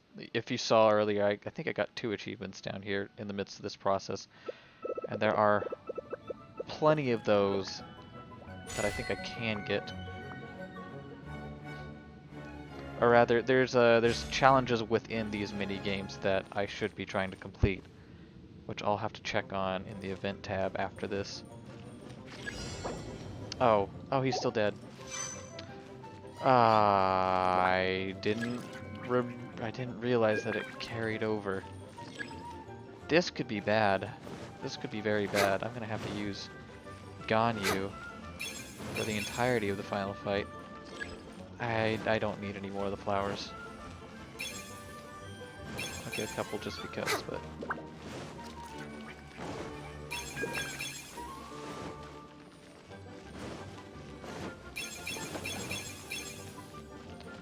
Excellent. Get off the stage, and we're done.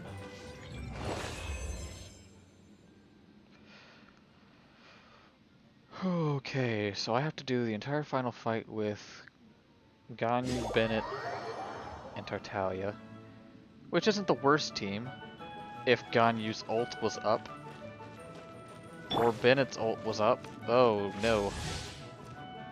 Tartaglia is neither here nor there. Oh boy. Okay, this could be the end of me. Get out of here! Access denied.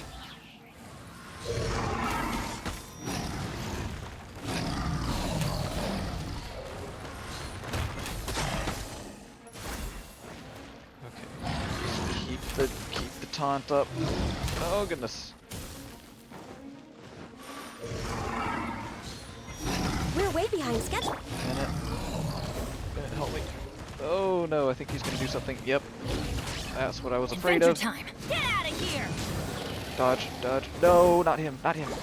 There. Anything else? Okay. No touching. Goodness. Okay, so their attacks are shooting those out. What I want to do Access is denied. draw them over here. Blaze over. Just stall. I'm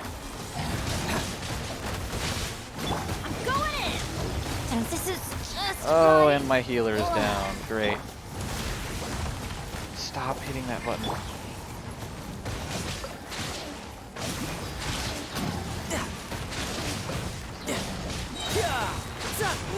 Shouldn't let your guard down. Oh. Born of ice and frost. Alright, I just have to stand back and hope that they don't get smart. Which they might. Next on the agenda. Oh dear.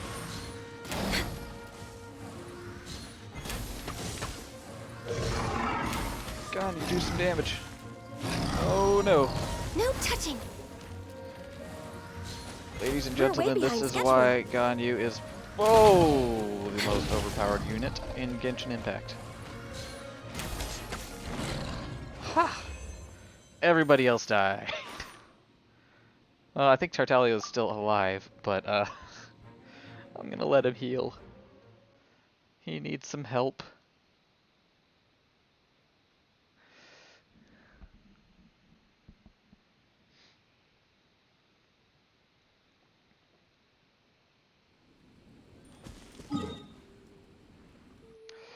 Alright, yes, help. Help my Tartaglia. But basically, help my Razor. Help my Razor more. He's my main. Okay. There we go, everybody back to full. Now I can throw myself at this challenge again.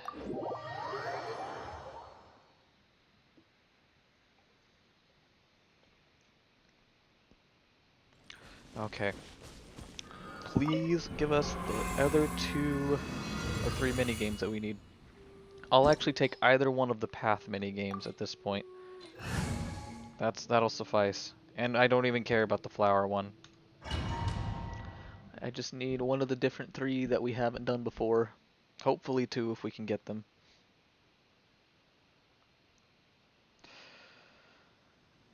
Just so I can give a little bit of an overview of those. The process of doing them. There it is. Okay. This is the original, so it shouldn't be too hard. Alright, so look for where the path starts, which will happen momentarily. Alright. So it's 4, 3, 3, 2, done. 4, 3, 3, 2, done. 3, 3, 2, done. Now what happened with the... Yeah, I always look back to see what the flowers are up to, but I never can actually see them. I assume they're probably just hanging in midair, and I'm supposed to jump and get them, but I'd rather focus on the path and not jump off of it. Because if you hit one of the incorrect blocks on there, I think you just fall straight down. Let's see if anything has changed here.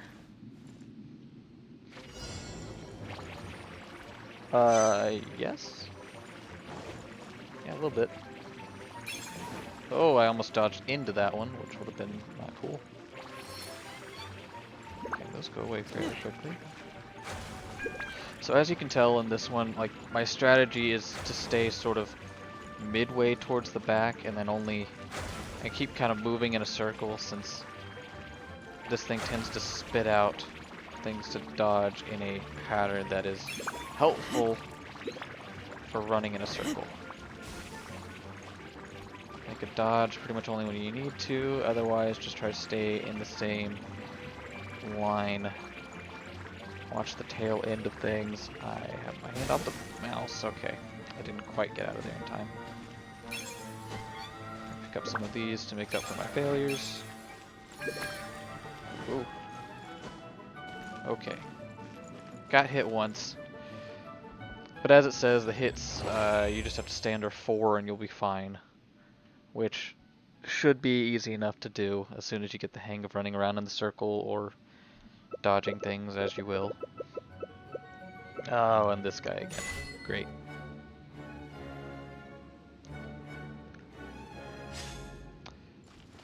I think you can tell what my strategy is for this one.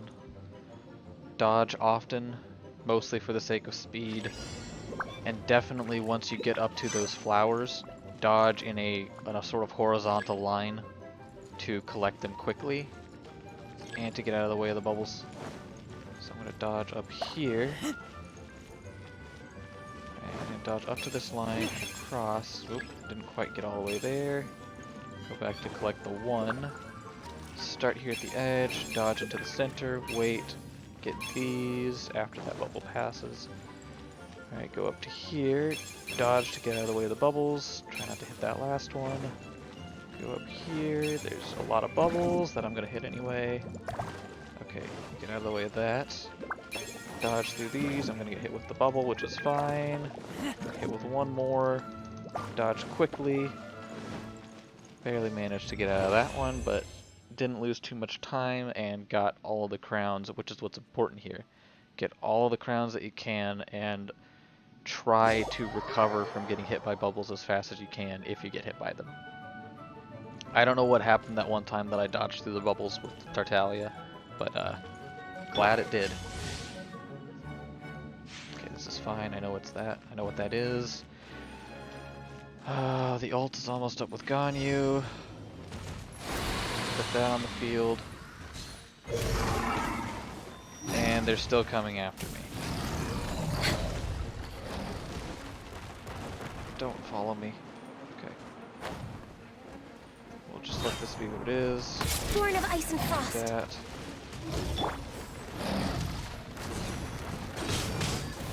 Cool. Flip them both over, which is exactly what you want to see. We're way behind schedule. I should have done that a little bit sooner, but it's fine. Right. Now things get bad. Blaze over. Turn their moves on. No touching. Okay. I think it might be... Okay.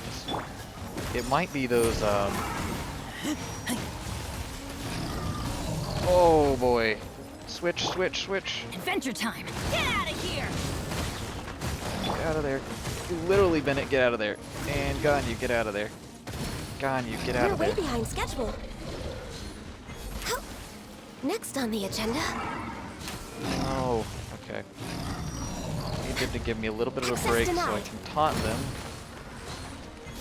Which is... Oh, goodness. I should probably be using that air current a bit more as well. We're way behind schedule. Without... And, of course, when I try to Focus, use no it. touching. Everybody stand back! Okay, heal up a bit. We're way behind. Fine, still in the area of the heal. Get Bennett started on his next heal. Oh, this is a lot of rotations. Get taunted. There we go. Off we go! Oh, don't jump on it. I was trying to do Get this, out of here! which I guess I can't do Why do they anything. never No, Bennett, don't die. For Rex Lapis. Do this. You have your ult up yet or not? Get your ult up. There we go. Use it. Goodness. I'm not invincible. In fact, I'm taking a good amount of damage. Oh boy. Ah. That's stressful. Okay. I have plenty more tickets to get there, but I think that'll do it for the showcase here. Okay, let me give you some closing thoughts on these for your own attempts. Let me go back into here so we can see what they are. Now there's only one I can't really comment on, the other ones I certainly can.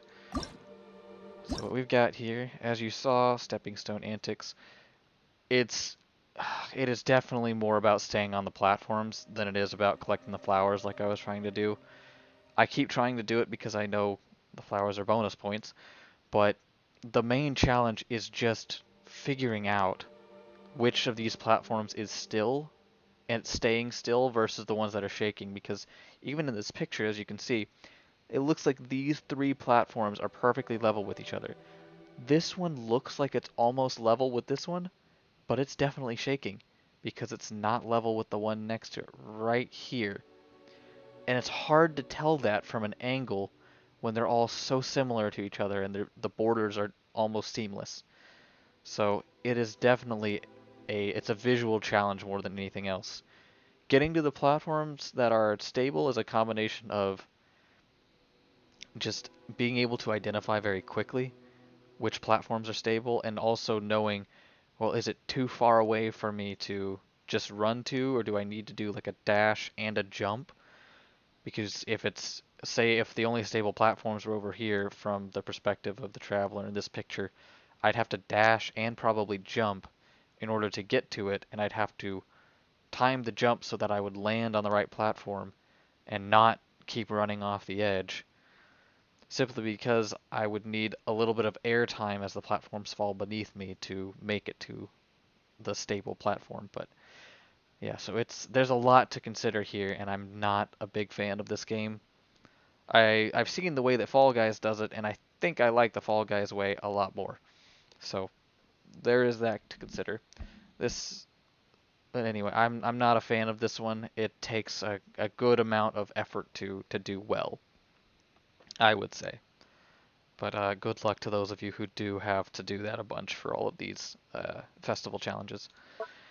Windblume Blessing, we didn't get to see it as I played through it, but it's nothing spectacular. It is literally what it looks like right here. Run around, collect the flowers, avoid the red ones. There are two gimmicks that I could tell you about that I haven't done one of them, which is if you have Venti, his E ability allows you to basically spawn a wind current wherever you're at, and from that you can start gliding, which means that you can fly straight up in the air and start catching these way before they hit the ground, which is very helpful because they take a long time to get to the ground. So it's a very annoying process. But you also might be able to catch these before they turn red, which I think it's potentially a boon, simply because it's very annoying to hit one of these red ones.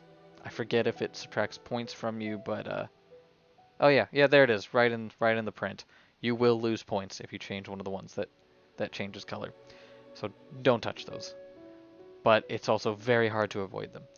And if you have a tall character, the height difference between characters, like with Tartaglia here, who's a very tall boy. He's very tall, and you can actually compare him to this guy. If I'm standing right next to this guy, I'm definitely taller than him, and it's not just because of the slope here. Is it? Is it? Maybe it is. Never mind. I'm about as tall as this guy. But if I become Ganyu, I am much shorter. Noticeably shorter. Bennett, slightly taller. Come on, put your skills to the Razor, test. slightly shorter. Tartaglia, definitely head and shoulders above the rest. It makes a difference in that mini game. And sometimes those flowers that change color right above your head. So if you're Tartaglia, you might not, if you're one of the taller characters, you might not have any time to react to the flower changing color, which I think is a horrible oversight. But it is what it is. If you get this mini game, best of luck to you. You can let the flowers actually hit the ground, and they'll stay there for about a second or two before they disappear. So that is a strategy if you want to just aim for the ones that are very close to the ground and dash over to them, wait for them to hit the ground and then pick them up. You can do that. But yeah, my best wishes to you guys that managed to get through this without without going insane. You saw this a couple of times. I saw a new phase today, which I didn't realize was a thing, or a couple of new waves that I didn't realize they did in the mini game. But the whole premise is the same: run in a circle and just go back and forth as you need to along the borders of these waves to dodge them. Don't worry about the flowers if that's too much of a focus for, or if it's too much of a thing for you to focus on at the same time. I don't recommend trying to jump over these, as I don't think I've been able to jump over these block waves at all. With the ending ones, you have to jump over, otherwise you get hit. It's just about timing and knowing how the direction that you're moving affects your jump.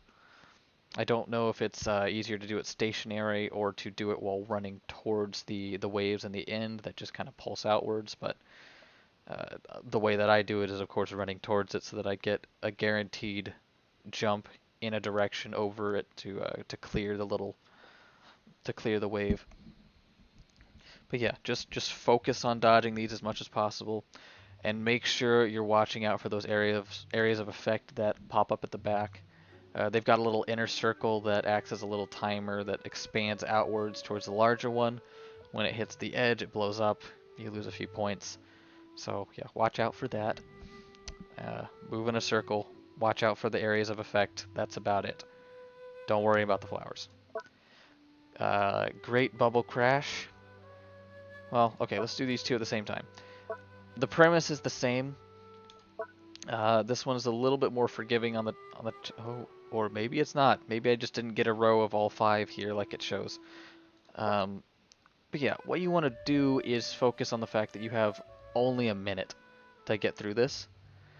Try to dash up to these rows of flowers and dash across them to collect them as quickly as possible. If you time it right, you should be able to make each one of the waves in quick succession without much trouble, except for the ones where, of course, the bubbles span all the way across, and then you've either got to take the hit and press space a bunch or whatever it is to break out of the bubble very quickly, and then move on, probably dash immediately after getting out of the bubble in a direction that will make you safe.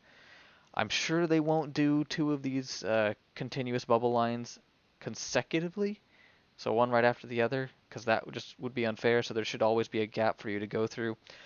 If there's not, on these continuous bubble lines, they do expect you to try to be at one of the alcoves off to the side of the area at that point. Whether or not you're there is up to timing and how many flowers you're willing to collect before going there. It's easy enough to just sprint to the top without collecting the flowers, but I've always gone for the flowers because it's easy enough to do. At least to get a few of them, or to at least dash across, or run into the one, run straight into one, and then dash across to an open space in the next line of bubbles. So it's about timing and knowing how. It's actually it's less about timing. It's more about pathing, finding the right path, and choosing when to dash left or right. You can basically run in a straight line and just choose when you want to dash left or right. So it's kind of like it's like playing Pac-Man a bit, but in a line instead of a maze. Same thing with the five across.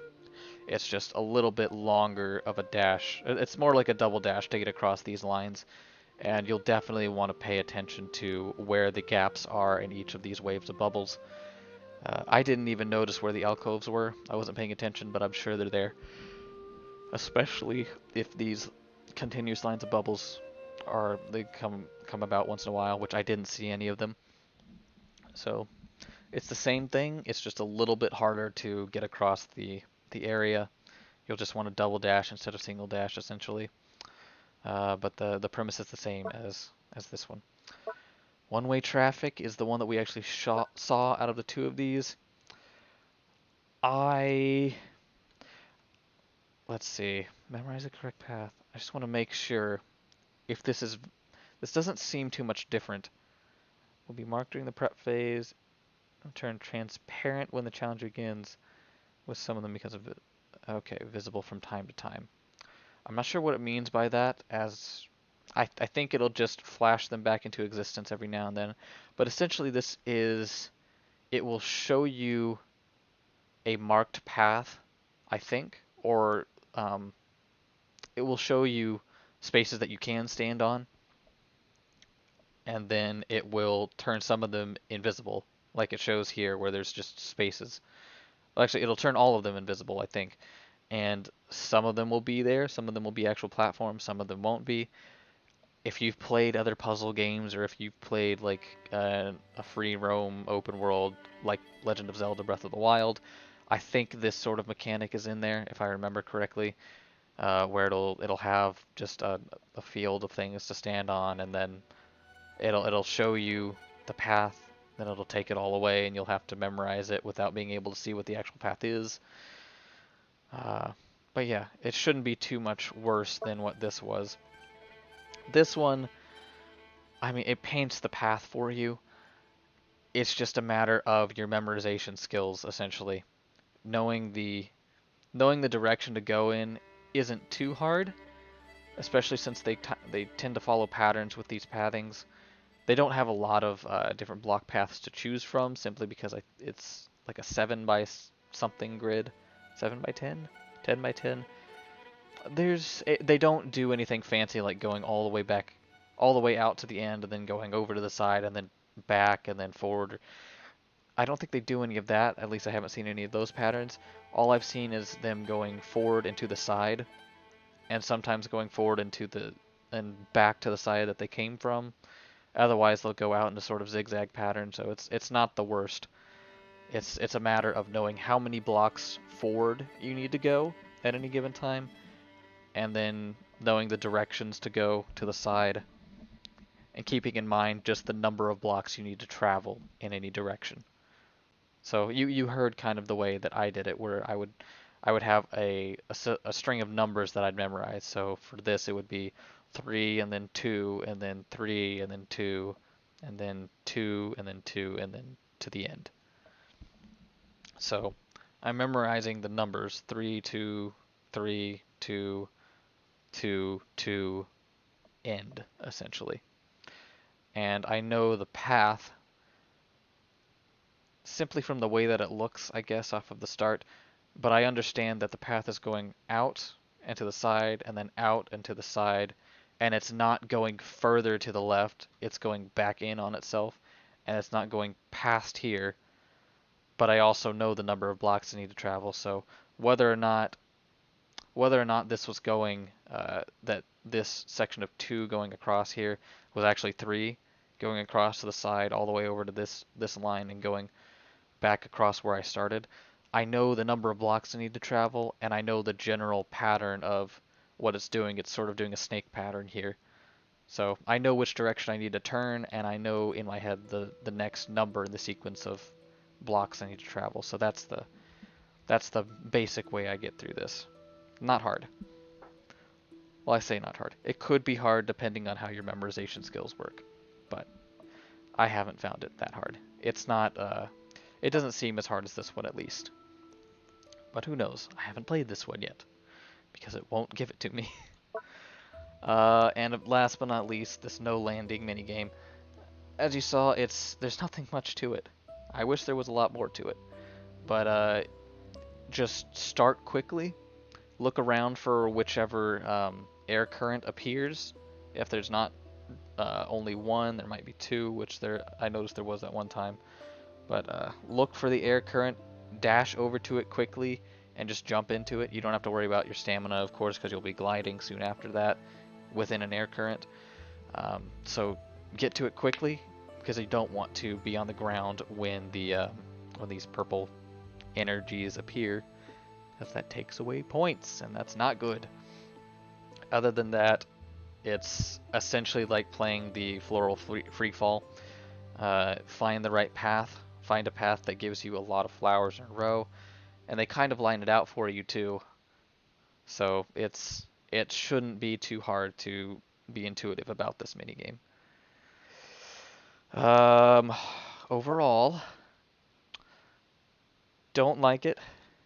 Don't like it. This one's alright. This one's alright, but could be better. This one's alright. Could have a little bit more to it. This one's probably pretty good. This one haven't done. And this one needs a lot more added onto it. A lot of these could do with being a little bit more than the minigame that they are. Like maybe a 2 to 3 minute minigame like the other ones. But of course that would take a lot more programming and time and effort, which I'm sure could have been done, but you know, it is what it is at this point. As far as the final challenge goes, currently, it's hard. The first challenge that I did when I started this, which I started the event, or I did the event on the first day that it was available. This was one of the, what is it called? It's one of the flower guys. What is this? The Regisvines. It was a Pyro Regisvine, I think. Or Cryo. I can't remember if it was Pyro or Cryo. It was Pyro, I think. I think it was this guy that you fought the first time. They must have changed it a couple of times since then, probably with each leg of the event, since there's multiple legs. There were 4 overall, if I'm correct. Yeah, Act 1, 2, 3, and 4. So there were multiple legs of this event, and I'm sure that they changed the boss with each one.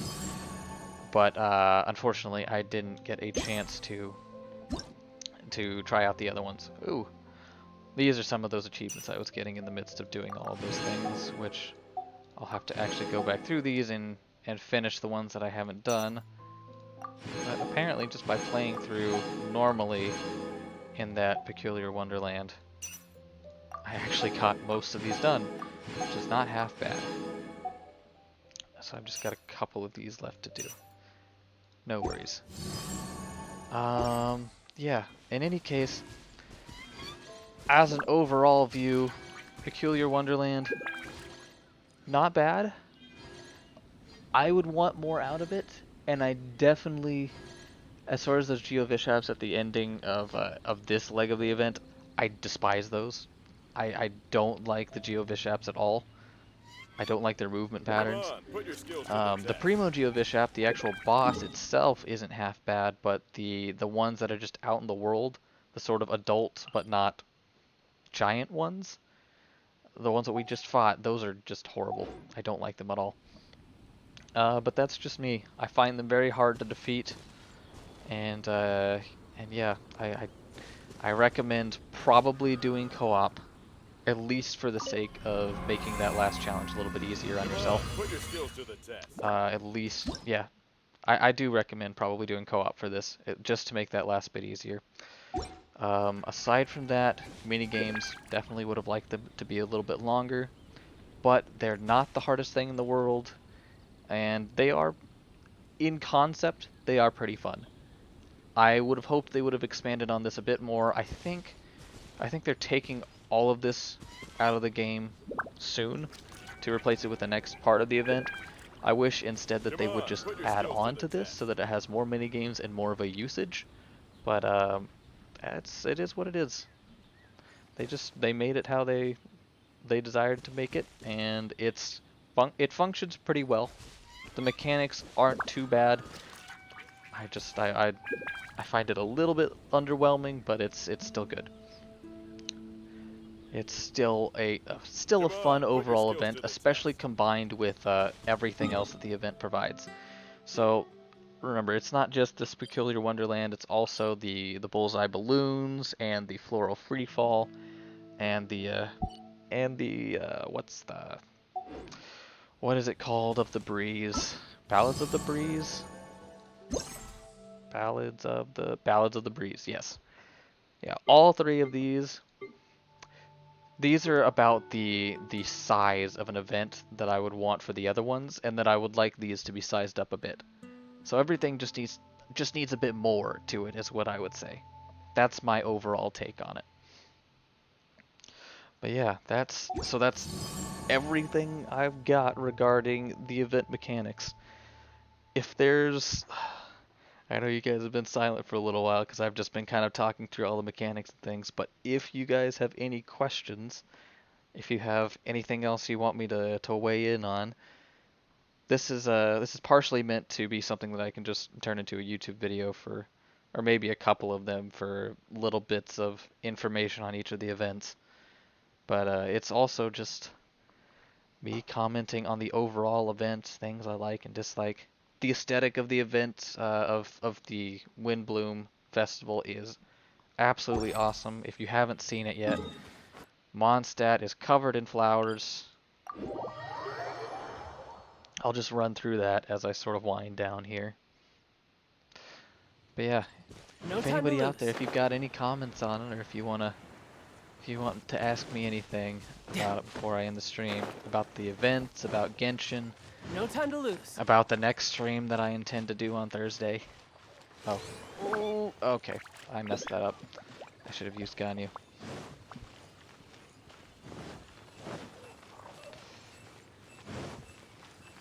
Let me take a little tour of the city here.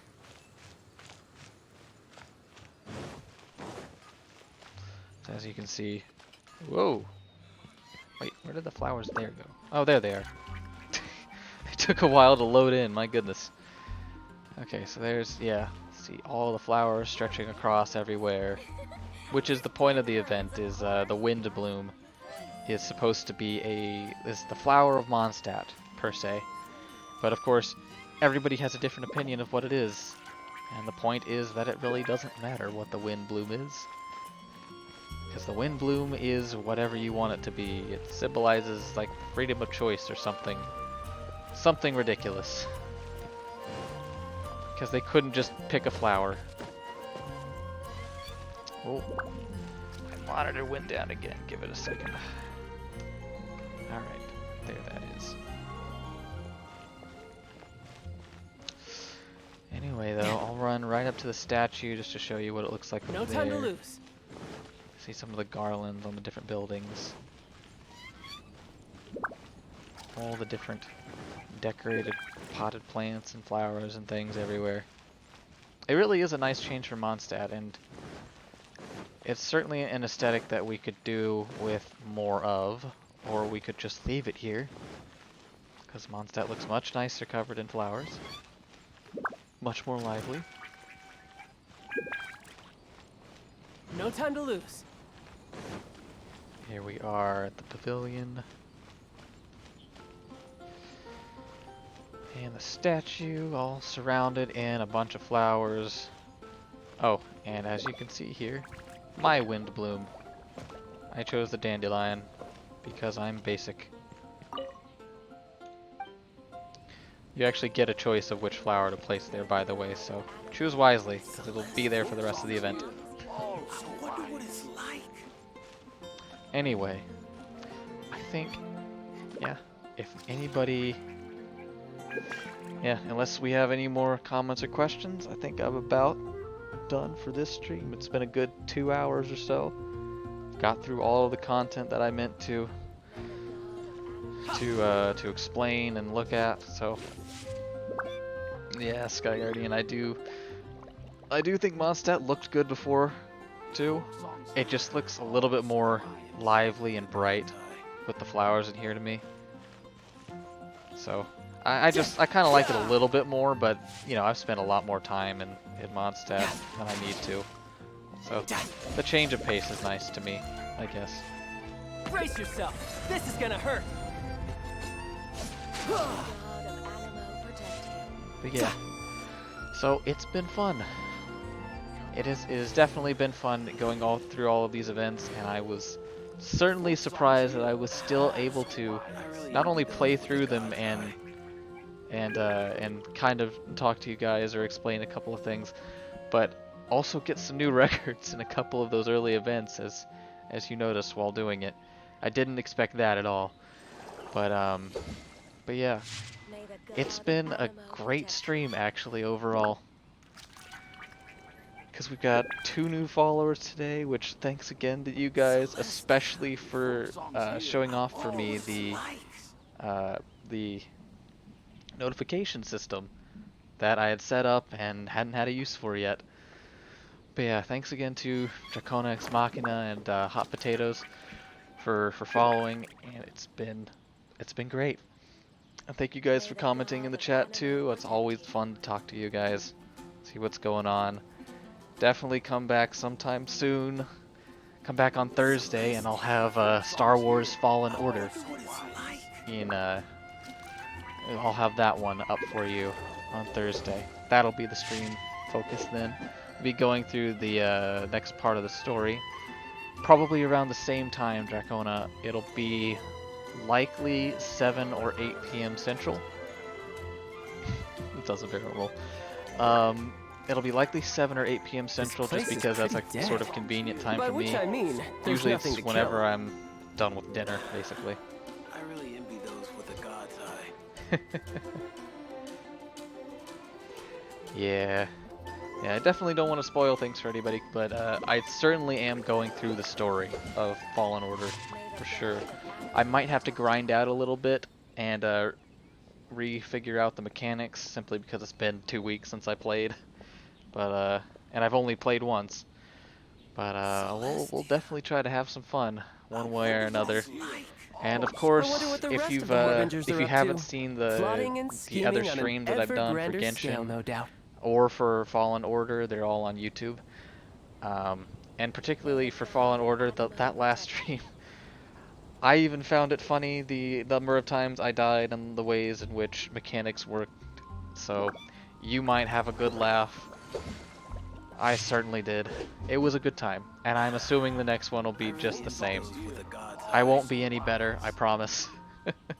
I will die just as many times. But yeah, May the God for of now, Animo protect I think that'll do it. And to end it off, Bennett, just send us out with a quick heal for my entire team. Just get everybody back up to full. Well, not up to full, but as much healing as we can get. Ah, got you. Okay, good enough.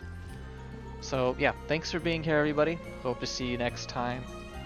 But until then, have a good evening. Peace.